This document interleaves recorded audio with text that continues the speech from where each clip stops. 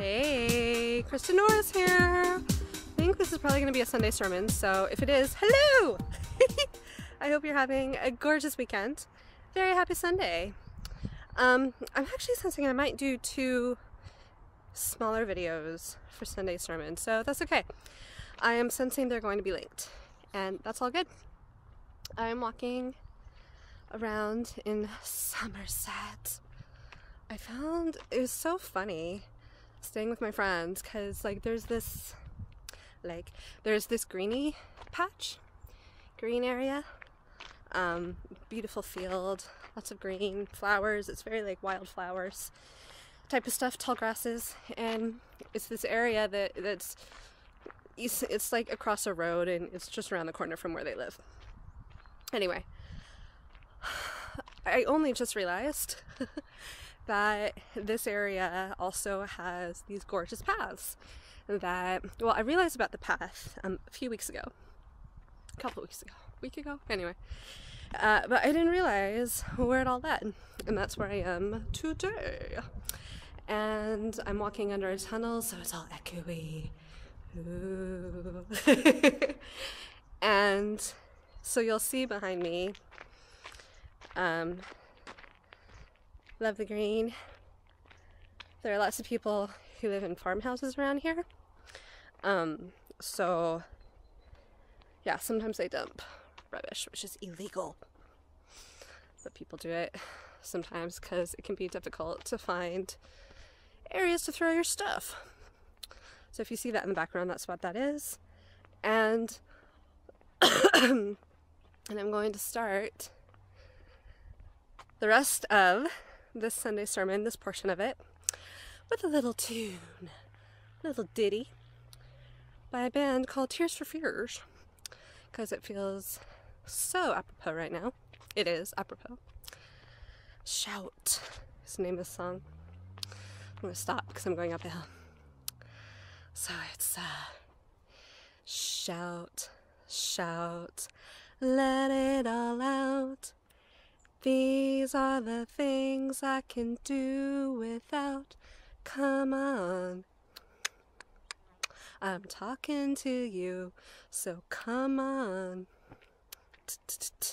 And of course the rest of the song is going to flow through my head now, but to not have any sort of copyright infringement, I won't go on.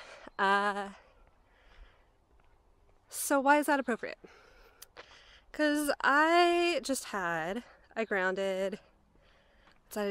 Grounded means a deep meditation where literally you ground in your energy I do it through 3 different chakras. They're quite key. Bottom 3 chakras. There's a car coming, so I'm going to get out of the way. There. But I do it from the bottom 3. That's how it was suggested I do that by the woman who used to be my teacher, and super good suggestion. So anyway, so I grounded, I spent some time in contemplation, meditation, decided to go for this walk. I'm gonna get out of breath because it's going up a big hill now. And bigger hill, anyway. And through the contemplation and walking and continuing to think, I decided to do a couple voice notes. I'm recording this on my mobile phone, cell phone for the USians. And the 2, because I know I'm going to be writing a novel, and I don't know the exact form or end date or anything like that. I'm not supposed to know, and that's fine. I don't need to know right now. So anyway, so whenever I feel guided and inspired, I get stuff down. And since I'm not by my computer to type it, and I don't have pen and paper, I decided to make a voice note. And yeah, so anyway, ended up in this reverie where I got loads of stuff out because I've been feeling a bit of anxiousness, some nerves, past probably a few days. And as each wave comes up, I look at it, I examine it, I ask deep introspective questions of like, what the hey? What's going on? What is this actually about? And how can I help? How can we help? Because it's not just me. It's all the different parts of me. And I'll consult with source, spirit guides, etc. And yeah, so I was doing all that and realized it traced back. And of course it always does. It always does. That's just part of how we work as human beings. But it traced it back to fears I had as a little girl and then I grew up with. Get in the shade. Partly to do with what happened when I was 3. Almost 3, I wasn't quite 3.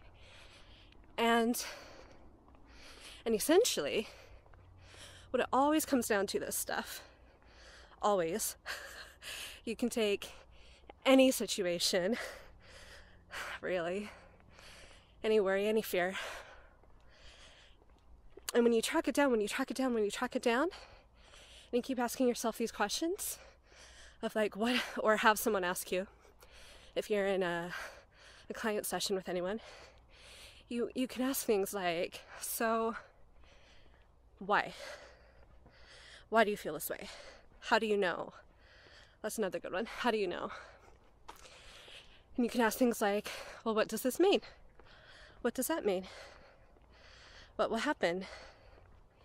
What does this mean for you? How does this change things? What will happen? Again. Those types of questions are really good for helping you get down to the base and the core. Oh, and also, what does this remind you of? Oh, such a good question. And all of this helps you get down to the root and the core of why you're feeling these worries and fears in the first place.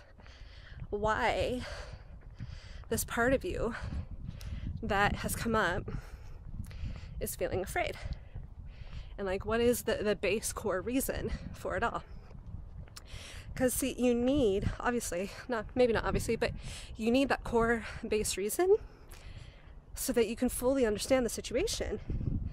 Because it's only when you fully understand the situation that you can then figure out your action plan, right?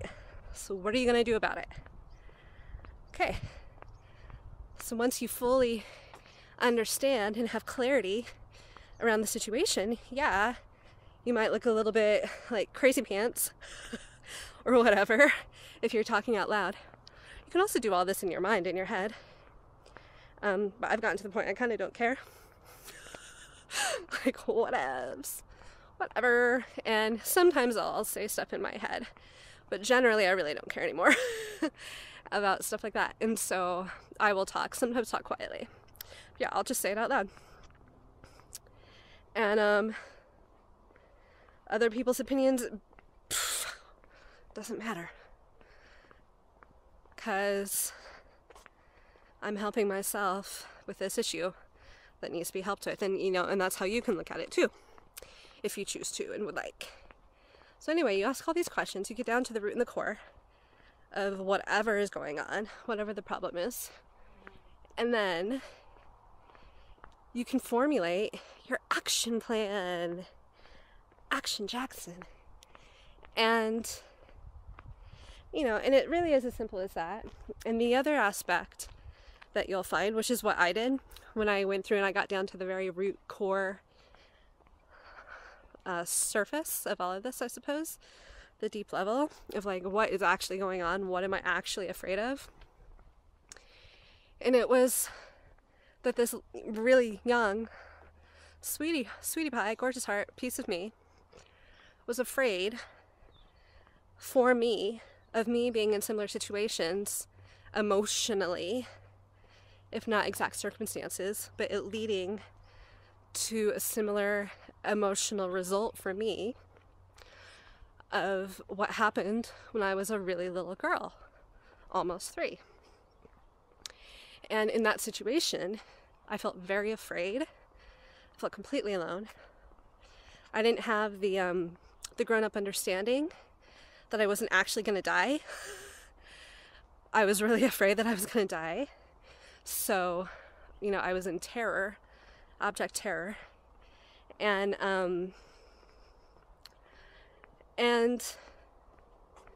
you know, and I wasn't able to fully appreciate that I was going to survive and that I would be fine when I did. And I have. And I'm fine. And I'm a grown up now. And not, you know, little sweetheart Krista that I once was, who couldn't take care of herself because she didn't know how. And she didn't have the tools, for goodness sake, or the ability at that point. You know, and so as I went deeper, I realized it was also not just little Krista in this lifetime, but aspects of previous lifetimes. And also at different points in my current lifetime. It's not just when I was a little girl, but also when I was an older teenager and a past life. And,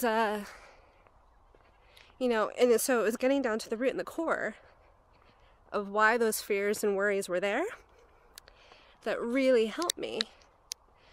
Because, again, once you get down to the root and the core, then you can figure out your game plan, then you know what to do. And that's what I did. And the reason for the song, because at the very end, I felt guided to fucking shout. So I did.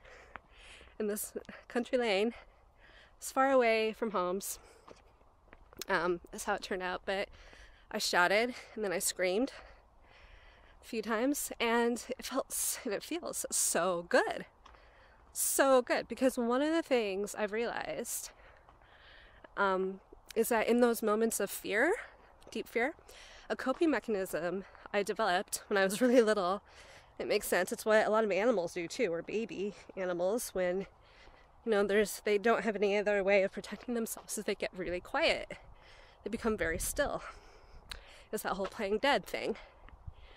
And that's what I did. And so that clenching of my throat and trying to slow my heart rate so that it doesn't beat too fast. And so I'm not breathing, I'm not expending my breath. I can still survive, but I won't be breathing a lot.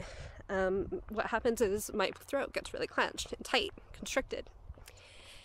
And sometimes, if I get really anxious or worried, that can happen again.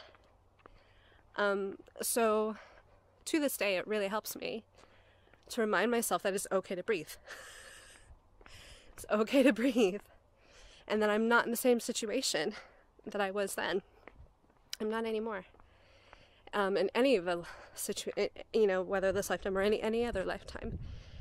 And, you know, reminding yourself of why things are different now than how they once were. That can also really help. So the point of all of this is to encourage each of you to look at and to think about what are the areas and spaces where you may not be using your voice, where you may be feeling fearful, and if you are, why are you feeling these ways? When was the last time you felt that way? Or what is the first thing that comes to your mind? What does this remind you of?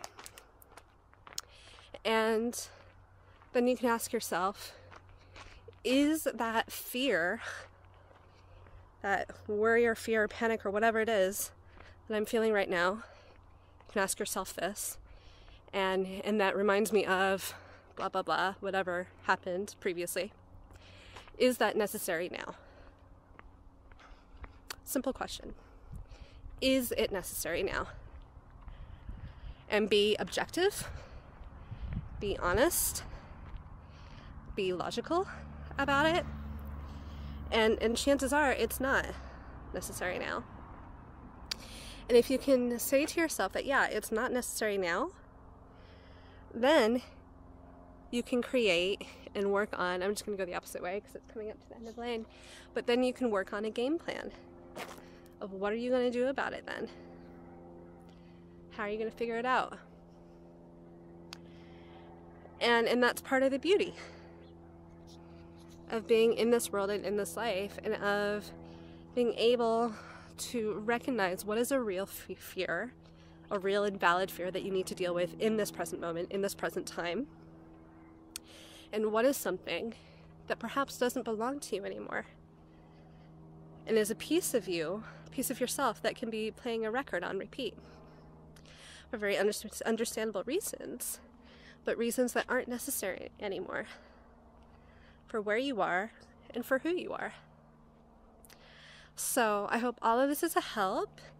I'm sensing there's going to be more, again, coming to this, so I'm going to end this lovely sharing with you now.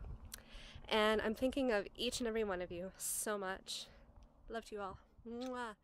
Bye, everybody. Hey, Krista Norris again. A little sweaty pants, but well guided to record this wee little video to add to the Sunday sermon. I'll show you real quick where I've gotten to. Isn't this beautiful?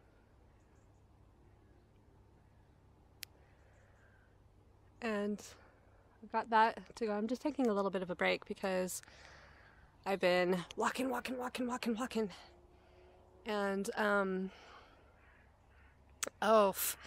so, you know, my last video, I think I shared, or maybe I didn't, but I keep running into cornfields, which is interesting, and it occurred to me that cornfields are kind of becoming like feathers or coins or repeating numbers, that kind of thing for me. And also I keep seeing white butterflies and white flowers all over. So anyway, after I recorded the first part of the Sunday sermon, the public path I'm walking along right now, or was anyway, now I'm on a country lane, but anyway, it opened up just all of a sudden. I was like, oh, okay, I have to go through this cornfield. That's pretty funny, and it reminded me of a movie, like a Tim Burton film or something, and yeah, I felt like, or Wizard of Oz. Hey, back to that. So anyway, I'm just sat here now after all this, and after walking since then, I'm, a bit sweaty, catching my breath, and it occurred to me that one of the fears and worries I had that I worked my way through was about being alone, which is like the base fear, I think, for all of us. That and death. Those seem to be like the common ones when we really drill down into what are all of our parts really afraid of. Like, okay, so what if that happens? Okay, so what would it mean? What would it mean? What would it mean? And at the base, the very base fear and worry for a lot of us is being alone and or dying. Which is like, well, yeah, of course that's a big worry. Evolutionarily, it's a big worry for a lot of people. But anyway, so for me, it was of being alone. And actually, this is bliss. This is bliss right now. You know, I'm at a stage and a place in my life where, because I'm going to be 40 in February, and I am so grateful and so fucking full of appreciation and such. I know I'm so blessed, and I feel it in my bones, in every fiber of my being, to be who I am, to be where I am in my life, to be what I'm doing, to have found my purpose in the way that I have. And I'm just sat here and I'm like, I have such freedom that I have created for myself, and there is a real blessing in that, and let's say you're with, let's say you have children, married, or whatever your relationship status. There are so many blessings for each of us in whatever situation we're in when we actually take the time to sit down, take a breath, and think about it. And this life is really magical. We're in a really amazing world, beautiful planet. This Mother Earth planet that we keep doing things to harm and hurt her, and she keeps coming back. It doesn't mean that we can hurt and harm her willy-nilly. It doesn't mean that there's not a, like end breaking point, but we are so blessed, each of us, to be here. And I count myself among that for sure. And it means the world. This life means the world. This moment means the world. I mean, look at that. Do you hear the birds? And the cars in the distance? You know? And to be doing this journey that I'm doing of traveling all over Europe, different parts of England, and I know I'm going to end up in New York. I can feel that. At some point next year, I can feel it's going to happen. And I'm just so grateful. So, I encourage you. I have some cornfield on me. So I encourage you to think about, what are the blessings in your life, in your world? And to really allow yourself to feel that appreciation. You know, because we are each so honored with all that we are in this beautiful world and space. And really, our lives can be whatever we make of it. Even if things feel stuck, there's always a way through. There is always a way forward. And there's always a way of making what you need and your body and your soul needs for you to happen. You know, one real quick example before I close this bit off. My friend who I'm staying with, she has 2 kids. And while I've been staying there, I've been helping out. So cleaning and like taking care of the kids and stuff. I have a lot of experience with children, so I don't mind. And they're cute. They're cute. I don't mind. But anyway, there was one day where I just said to her, look, Joe, do you want me to take... And I said her younger son's name, and I said, do you want me to take him out for a walk? I'm really happy to. And, you know, we can go play, and then I can do my grounding meditation and stuff while he takes a nap after. Because I always take him to this one bit, and he loves climbing, and it makes him a little bit sleepy after. And anyway, so she said, oh, yes, please, please, please. And it meant she could get on with some clients and stuff. And so I did that. And when I got back, I said, oh, how was the rest of your morning? Like, how did it go? And she said, Krista, that was amazing. That was amazing. And I laughed, and I said, really? All right, why? And she said, I got to go for a walk. Just me. She said, and then I came home and I took a nap. Just me. The house was quiet.